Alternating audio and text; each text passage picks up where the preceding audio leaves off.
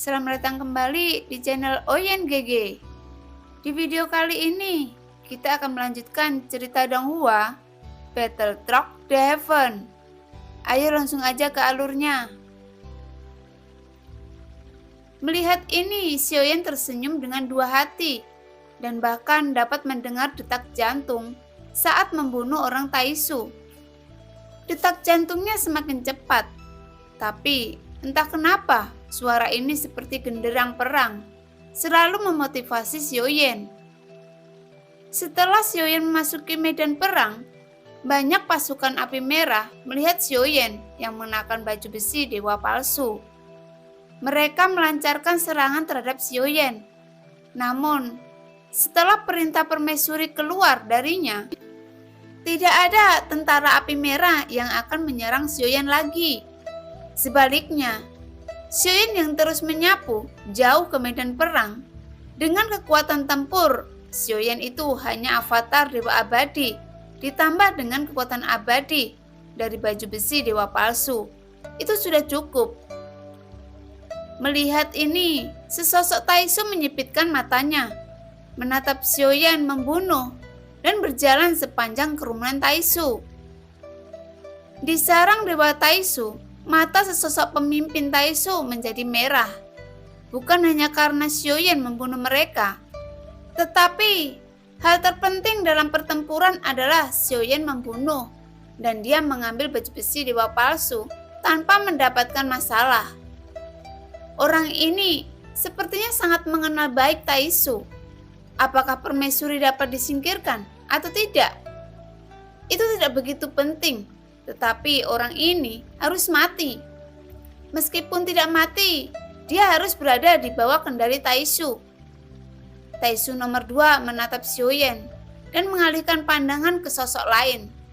Tentu saja, ini juga setelah Xiaoyan membunuh Taisu nomor 3.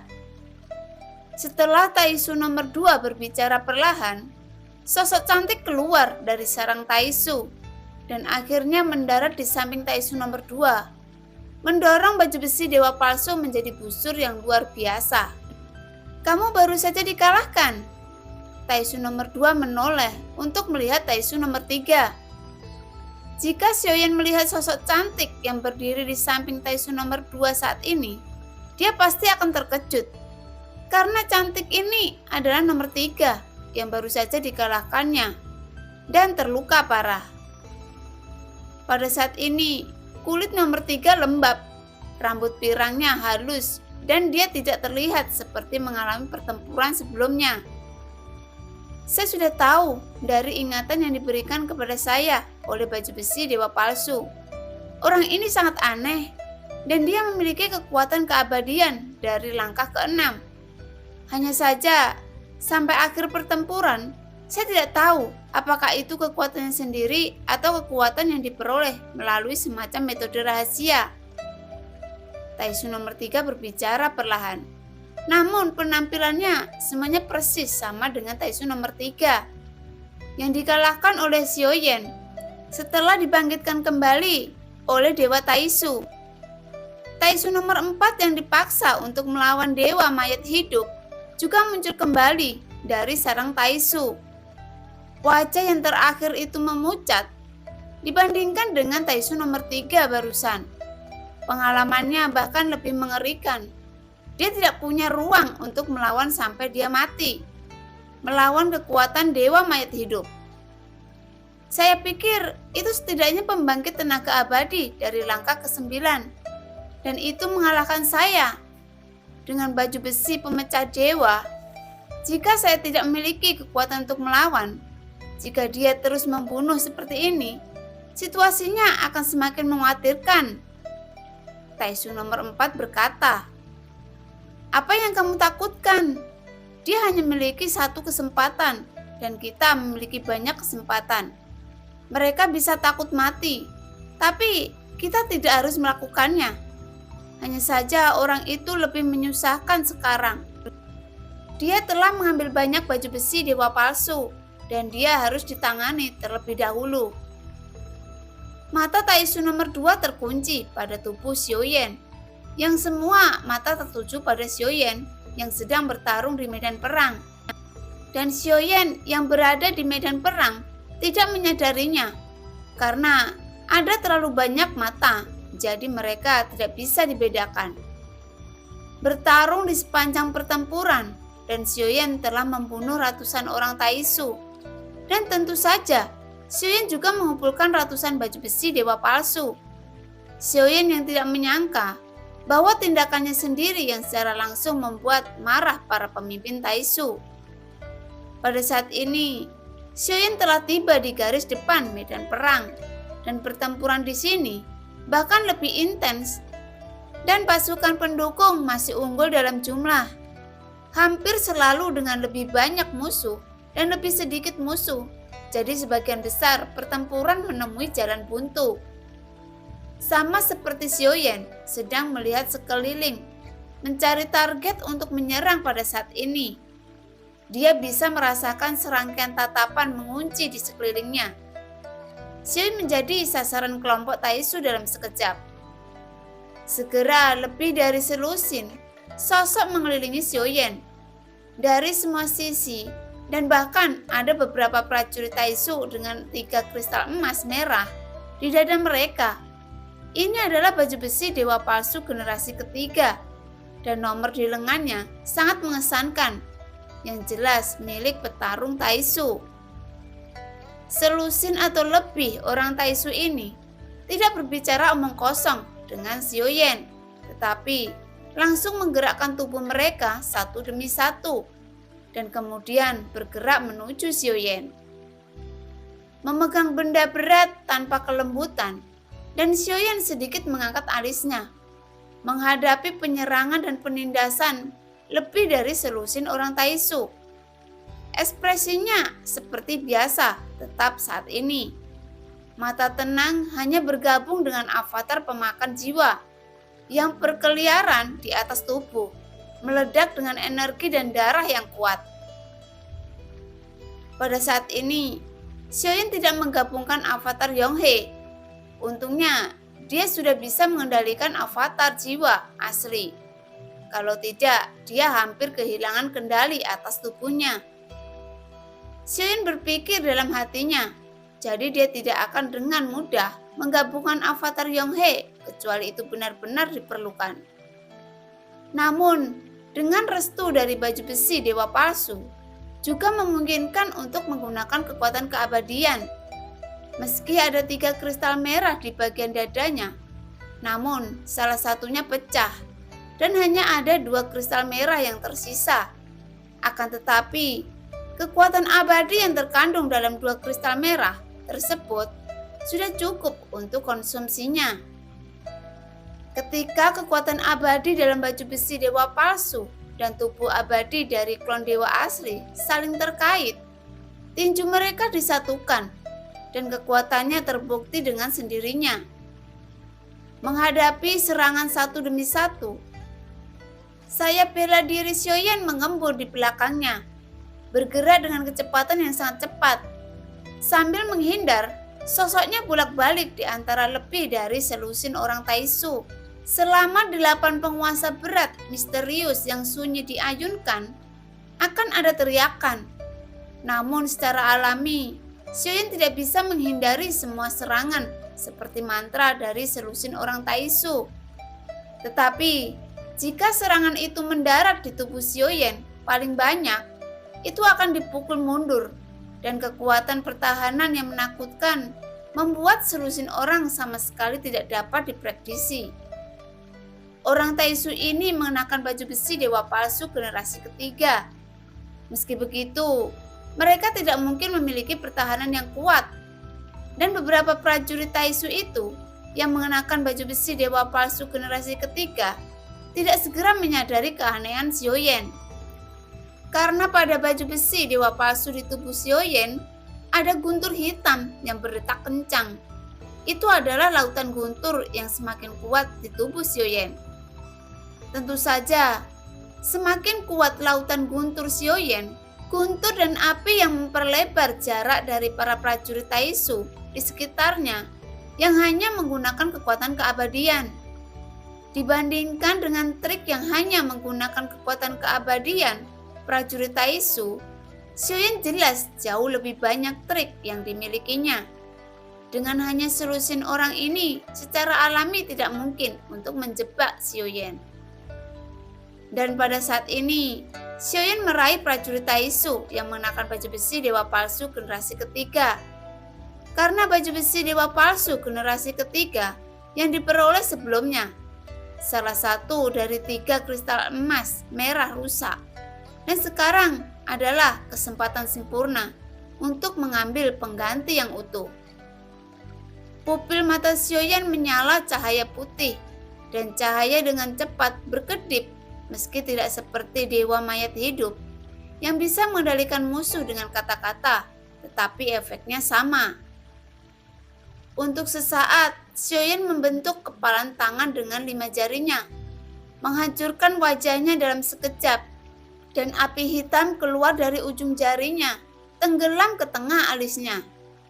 Api hitam yang mengamuk tiba-tiba menyala di dalam baju besi dewa palsu, dan pada akhirnya, hanya sepasang baju besi dewa palsu generasi ketiga yang tetap utuh. Saat Xiuyan menyentuh baju besi dewa palsu, pikirannya bergerak, dan baju besi dewa palsu yang tidak memiliki pemilik berubah menjadi bola cair dan naik di sepanjang jari Xiuyan.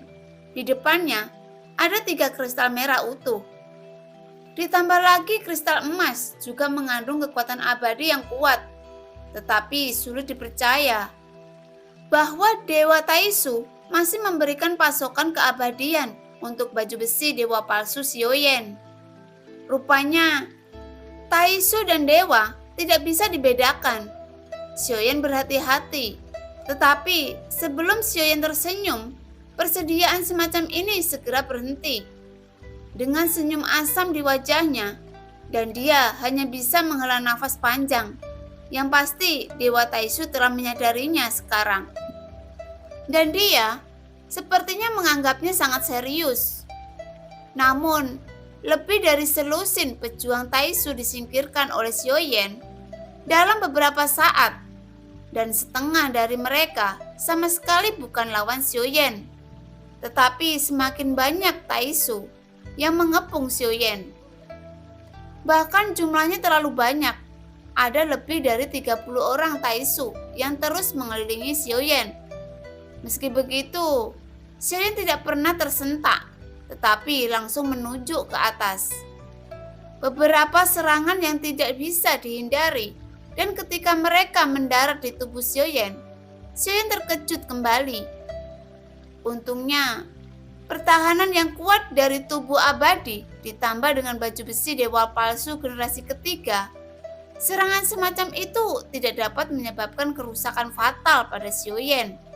Dan kerusakan yang diterima hanya dapat dipulihkan dengan beberapa nafas. Namun, dalam situasi yang meningkatnya, jumlah orang Taisu sulit untuk membunuh Xiuyan. Tetapi pada saat ini, saat Xiuyan tiba-tiba mendengar teriakan dan raungan dari belakang, dan lebih selusin sosok dari sekitar bergegas ke arahnya dan segera membubarkan pengepung Xiuyan. 30 prajurit Taisu dan Xiuyan terkejut. Hanya setelah melihat sosok-sosok ini dengan jelas, barulah dia menyadari bahwa selusin orang yang bergegas ke arahnya adalah tentara api merah permaisuri. Semuanya, ikuti saya untuk membunuh, dan Anda harus melindungi orang yang mulia. Xiuyan hendak menangkupkan tinjunya dan tangannya untuk mengucapkan terima kasih.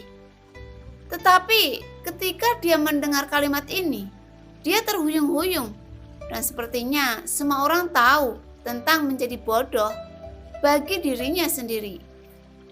Dengan senyum masam, Xiuyan mengambil keuntungan dari situasi pertempuran yang terganggu dan segera menyerang dengan cara yang menggelegar. Membunuh beberapa orang Taisu satu demi satu. Dalam sekejap, tentara api merah di sekitarnya semua memandang Xiuyan dengan takjub.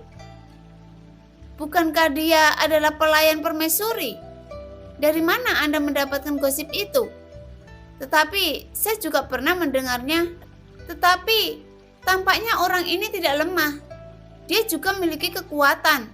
Tetapi dibandingkan dengan permaisuri, tingkat kekuatan ini jauh dari menyamai permaisuri. Berita itu harus benar, dan beberapa orang yang mendekat berbisik. Wajah Xiaoyan menjadi pucat pasi. Saya mengatakan bahwa jika Anda ingin membisikkan sesuatu, tidak perlu terlalu keras. Itu akan sampai ke telinga orang yang bersangkutan. Xiaoyan berkata dengan sedih. Namun, Xiaoyan tidak marah dan tidak perlu marah. Meskipun dia agak enggan, sepertinya apa yang mereka katakan itu benar. Saya akan memberi hormat kepada Xiaoyan dan kepada Yang Mulia istri Anda. Xiaoyan mengabaikan mereka, tetapi sosoknya bergabung dalam pertempuran. Untungnya, ini adalah dunia nyata Xuan Yin. Selama dia bergabung di sini, ini tidak akan menyebarkan reputasi bocah lelaki itu ke Sensi. Melihat Xiaoyan yang menentukan dalam membunuh dan menyerang, banyak tentara api merah segera mengikuti Xiaoyan. Mengikuti di belakang Xiaoyan dan melawan Taisu bersama-sama. Sebelum dia menyadarinya, ada ratusan pasukan api merah yang berkumpul di belakang Xiaoyan. Xiaoyan terkejut. Tentu saja mereka mengikuti Xiaoyan. Mungkin karena mereka mengetahui kekuatan Xiaoyan.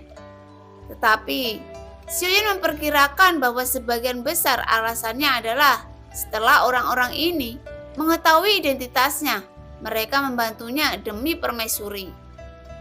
Hanya saja, melihat kekuatan tempur Xiaoyan, mereka perlahan mengubah sikap sebagian orang yang masih meremehkan Xiaoyan. Di tengah keramaian, mereka menemukan bahwa Xiaoyan tidak hanya tampan, tetapi juga memiliki kekuatan. Wajah Xiaoyan yang menyilaukan, dan tempat ini sudah terlalu gelisah. Taisu nomor 3 dan Taisu nomor 4. Kamu telah belajar dari masa lalu, jadi jangan abaikan pria perunggu untuk saat ini. Jika kamu bisa membunuh pria itu, dan jika kamu bisa membuatnya tetap hidup sebanyak mungkin, pasti dia memiliki banyak rahasia. Taisu nomor 2 berdiri dengan tangan di belakang, seolah-olah dia adalah komandan tertinggi di sini dan bisa mengeluarkan perintah kepada semua orang di belakangnya. Taisu nomor 3 dan Taisu nomor 4 saling memandang dan mengangguk. Namun terlihat ada kebencian di mata Taisu nomor 3. Jelas dia tidak rela kalah dari Xiaoyan yang sebelumnya. Pada saat ini bukan lagi 1 lawan 1 yang sederhana. Dan dengan tambahan Taisu nomor 4, dia memiliki kepercayaan penuh untuk mengalahkan Xiaoyan. Membuat keputusan cepat, Taisu nomor 2 membuat Taisu nomor 3 dan nomor 4 bertemu satu sama lain dan menunggu sampai mereka berdua melangkah maju. Setelah sayap logam itu menyebar, terdengar suara angin yang bertiup kencang dan mereka menyapu ke arah medan perang. Tujuannya jelas, langsung menargetkan Xiaoyan. Ketika Taisu nomor 3 dan Taisu nomor 4 muncul, sekelompok Taisu segera mengikuti di belakang mereka. Ada 4 hingga 500 tentara dalam jumlah yang cukup, dan ada banyak pergerakan. Xiaoyan juga segera menyadarinya, mengikuti suara angin yang bertiup, dan mengangkat kepalanya dan melihat sosok yang menjulang di kejauhan. Dan pandangannya langsung terfokus pada sosok Taisu nomor 3, berambut pirang dengan dada yang menjulang. Sosok yang dibanggakan juga merupakan salah satu tanda yang terlihat jelas. Melihat Taisu nomor 3, Xiaoyan dia terkejut karena belum lama dia secara pribadi membunuhnya. Namun yang pasti Taisu nomor 3 telah terbunuh. Akan tetapi saat ini ada Taisu nomor 3 yang sama persis dari sebelumnya. Xiaoyan melihat wajah ini, jadi ingatannya masih sangat jelas. Mungkinkah Taisu masih memiliki kemampuan untuk bangkit kembali? Xiaoyan diam-diam terkejut melihat Taisu nomor 3 dan Taisu nomor 4 yang membawa sekelompok Taisu Dia mengangkat alisnya dan tidak bisa menahan sedikit cemberut. Pada saat ini, di samping Xiaoyan, sosok tinggi tiba-tiba muncul berdiri di depan Xiaoyan, membawa kampak besar di tangan. Sepertinya mereka berencana untuk bergerak. Dewa Api Merah, dengarkan perintahku. Sosok tinggi itu tampak seperti seorang jenderal pada pandangan pertama. Akan tetapi, hanya melewati Xiaoyan. Baginya, ini perang bukan permainan anak-anak, dan kekuatan Xiaoyan sepertinya bukan yang terbaik di matanya. Begitu suaranya jatuh, tentara api merah di sekitarnya segera berkumpul dan jumlahnya tidak kalah dengan Taisu atau bahkan melebihi. Hanya saja jika dibandingkan dengan setiap prajurit Taisu dengan baju besi dewa palsu, jika bukan karena keunggulan jumlah, tidak mungkin melawan mereka. Dengan menggunakan taktik yang sama untuk mendobrak satu persatu, berusaha melawan musuh bersama sebanyak mungkin, dan tidak pernah bertindak sendirian. Dan itu adalah perintah. Teriakan seorang pria memegang tombak panjang, memancarkan aura ganas. Berdiri di sana seolah-olah dia sendiri, seperti tombak panjang yang tajam. Namun, tidak hanya kesatuan manusia dan pedang, tetapi juga persatuan orang-orang api merah. Dan Xiaoyan yang merasakan penindasan dalam hal momentum. Kedua Taisu yang datang kali ini harus menjadi jenderal mereka. Anda berurusan dengan yang kiri, saya menangani yang kanan, dan melawan secara bergantian. Pria itu segera membuat pengaturan.